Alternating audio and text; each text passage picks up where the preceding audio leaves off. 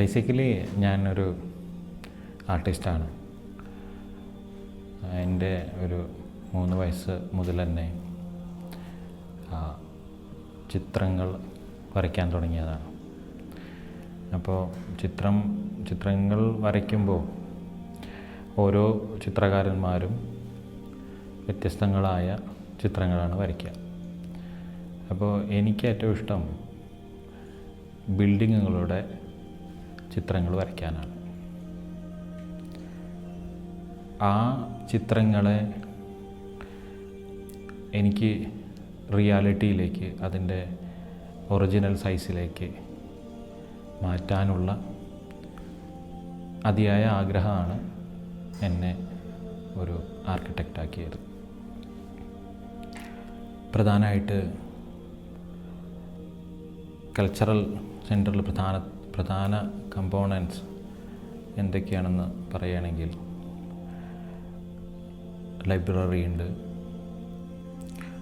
അതുപോലെ തന്നെ performance theatre ഉണ്ട്, കൾച്ചറൽ റിസർച്ച് സെൻറ്റർ ഉണ്ട്, പിന്നെ ഡിജിറ്റൽ ലൈബ്രറി ഉണ്ട്.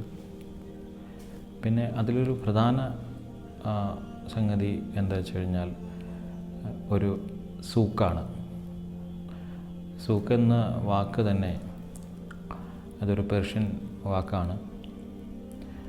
അതായത് എസ്പെഷ്യലി പേർഷ്യക്കാർ മാർക്കറ്റിനെ പറയുന്ന പേരാണ് സൂക്ക്. ഇന്ത്യയിൽ ഇങ്ങനത്തെ ഒരു കൾച്ചർ സെൻറ്റർ പണിയുമ്പോൾ എന്തുകൊണ്ടും സൂക്ക് എന്ന് പറയുന്നത് ഒരു അനിവാര്യ ഘടകമാണ്. കാരണം നമ്മളെ മാർക്കറ്റുകൾ, നമ്മളെ കച്ചവട സ്ഥാപനങ്ങൾ എല്ലാം നമ്മുടെ സംസ്കാരത്തിൻ്റെ ഭാഗമാണ്. അപ്പോൾ തീർച്ചയായിട്ടും സൂക്കിന് പ്രധാന ഒരു പങ്ക് കൾച്ചർ സെൻറ്ററിലുണ്ട്. ലോകത്തിൻ്റെ തന്നെ വിവിധ രാജ്യങ്ങളിലെ ജനങ്ങൾക്ക് ഇഷ്ടപ്പെടുന്ന ഒരു ഷോപ്പിംഗ് അനുഭവം, ഒരു ട്രഡീഷണൽ ഷോപ്പിംഗ് അനുഭവം, ഒരു കൾച്ചറൽ ആസ്പെക്റ്റോടു കൂടിയുള്ള ഒരു ഷോപ്പിംഗ് അനുഭവം സമ്മാനിക്കാൻ മർക്കസ് നോളജ് സിറ്റിയിലെ കൾച്ചർ സെൻറ്ററിന് ആകും. അതിൽ എനിക്ക് ശുഭാപ്തി വിശ്വാസമുണ്ട്. കാരണം അതിൻ്റെ ഓരോ ഡിസൈൻ എലമെൻറ്റും ഏതൊരു രാജ്യക്കാരനും മനസ്സിൽ സൂക്ഷിക്കാൻ പറ്റുന്ന രീതിയിലുള്ള ഡിസൈൻ കോൺസെപ്റ്റുകളാണ് അതിൽ ഉൾപ്പെടുത്തിയിട്ടുള്ളത്. അപ്പോൾ അതിനൊരു വലിയ വിജയ സാധ്യതയുണ്ട്. കാരണം ഇന്ത്യയിൽ എമ്പാടും ഒരുപാട് ഷോപ്പിംഗ് മാളുകളും സംഭവങ്ങളൊക്കെ ഉണ്ടെങ്കിൽ തന്നെ ഇന്ത്യയിലെ തന്നെ ഏറ്റവും വലിയ ഒരു സൂക്കാണ് മർക്കസ് നോളജ് സിറ്റിയിലെ കൾച്ചറൽ സെൻറ്ററിലുള്ള സൂക്ക്. അപ്പോൾ ഈ കൾച്ചർ സെൻറ്റർ പണിയുമ്പോൾ അതിൻ്റെ പ്രധാന കാര്യങ്ങളെന്ന് വെച്ച് കഴിഞ്ഞാൽ, ഇത് ലോകോത്തരമായിട്ടുള്ള ഒരു കൾച്ചർ സെൻറ്റർ ആവണം എന്ന് ഇതിൻ്റെ മാനേജ്മെൻറ്റിനും ഇതിൻ്റെ ബിൽഡർക്കും നിർബന്ധമുണ്ട്. എൻ്റെ മുന്നിലുള്ള ഏറ്റവും വലിയ വെല്ലുവിളി അത് തന്നെയാണ്. അപ്പോൾ ഇത്രമാത്രം ഫോളോവേഴ്സുള്ള ഒരു ഓർഗനൈസേഷൻ്റെ ഒരു പ്രോജക്റ്റ് ചെയ്യുമ്പോൾ ആ മുഴുവൻ പേരെയും മനസ്സിന് ഇഷ്ടപ്പെട്ട ഒരു ഡിസൈനിലേക്ക് എത്തിച്ചേരണമെങ്കിൽ ഒരുപാട് കാലത്തെ അധ്വാനം വേണം. ഞാനിപ്പോൾ ഇത് ഡിസൈൻ കഴിഞ്ഞിട്ട് ഏകദേശം 6 വർഷത്തോളമായി. അപ്പോൾ ജീവിതത്തിൽ അന്ന് വരയ്ക്കുന്ന കാലത്ത് ഞാൻ ഡിസൈൻ ചെയ്ത ഒരു ലോകോത്തര സാധനം വേണമെന്നാണ് എൻ്റെ ജീവിതത്തിലെ ഏറ്റവും വലിയ ആഗ്രഹങ്ങളിലൊന്ന്. അപ്പോൾ ഞാൻ ഡിസൈൻ ചെയ്ത ഒരു സാധനം വേണമെന്ന് വെച്ച് കഴിഞ്ഞാൽ ഞാൻ ഡിസൈൻ ചെയ്യുന്നത് കോടികൾ വിലയുള്ള കോടാനകോടി എനിക്കൊരിക്കലും സ്വപ്നം പോലും കാണാൻ പറ്റാത്ത രീതിയിലുള്ള ബിൽഡിങ്ങുകളാണ് ഞാൻ ഡിസൈൻ ചെയ്യുന്നത്. അപ്പോൾ ആ ഡിസൈനെ ഇംപ്ലിമെൻ്റ് ചെയ്യാൻ ഒരു പ്ലാറ്റ്ഫോം വേണം. ആ പ്ലാറ്റ്ഫോം ഒരുക്കി തന്നത് മർക്കസ് നോളജ് സിറ്റിയും കൾച്ചർ സെൻറ്ററിൻ്റെ ഡെവലപ്പറുമായ ചിലന്മാർക്കാണ്.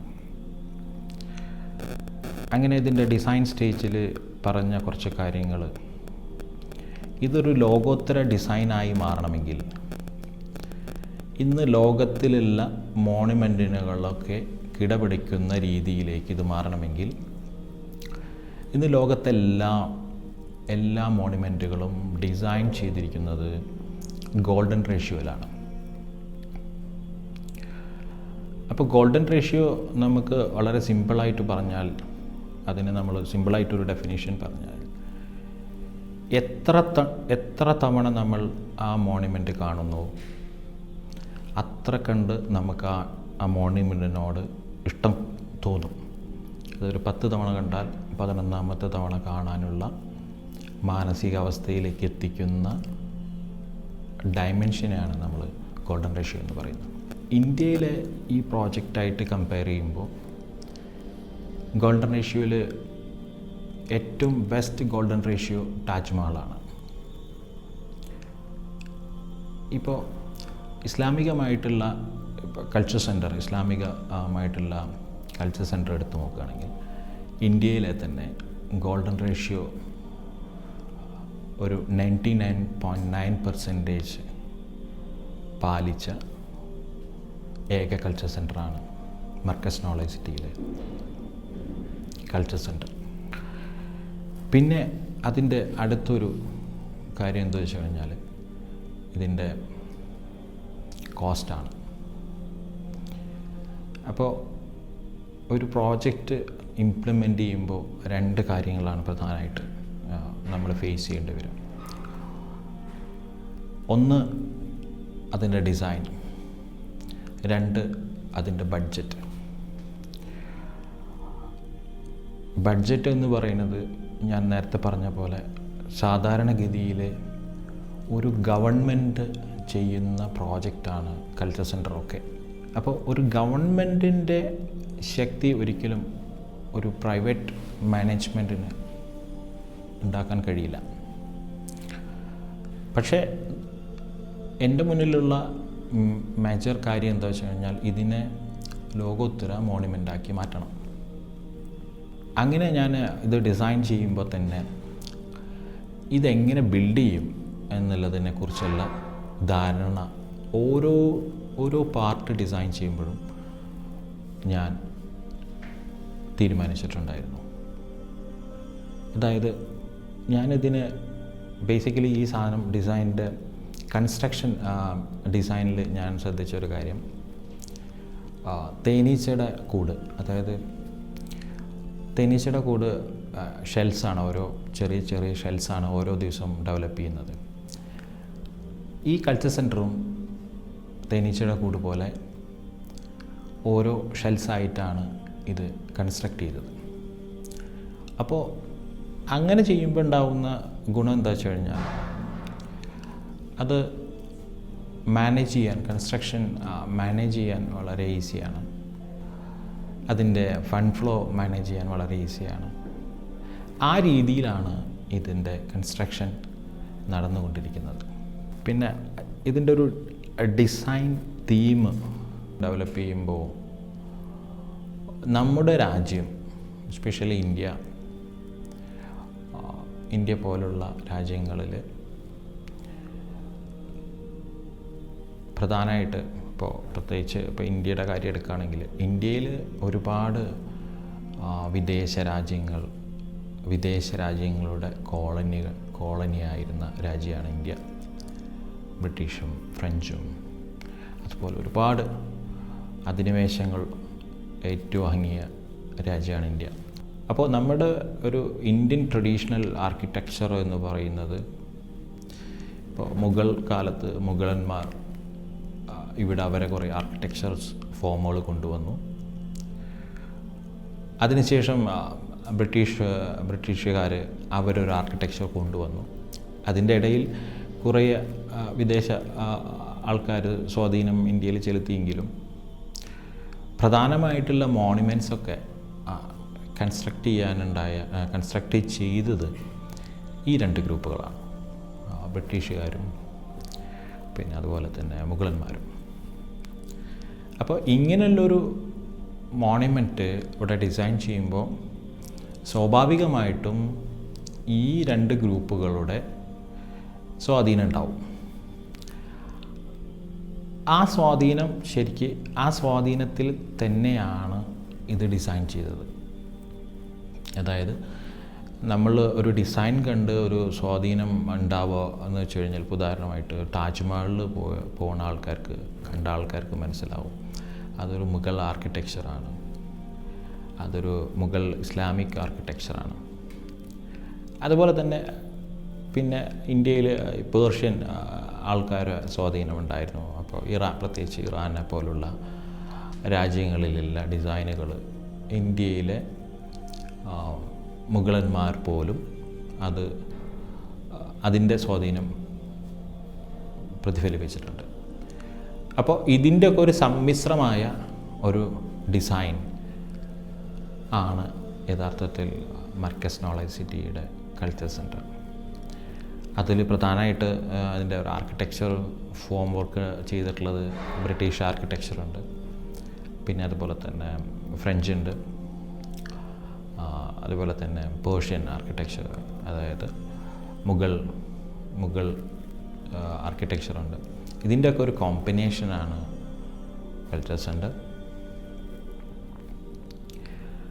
ആ പ്രോജക്റ്റിനോട് 100% ഒരു പ്രോജക്റ്റ് ചെയ്യുക എന്നുള്ളതല്ല എൻ്റേത്. അത് എൻ്റെ ഒരു ശരീരത്തിൻ്റെ ഒക്കെ ഒരു ഭാഗമായിട്ടുള്ള അത്രയും ശ്രദ്ധയോടെയും സൂക്ഷ്മതയോടെയൊക്കെ ഇതുവരെ കൈകാര്യം ചെയ്തിട്ടുണ്ട്.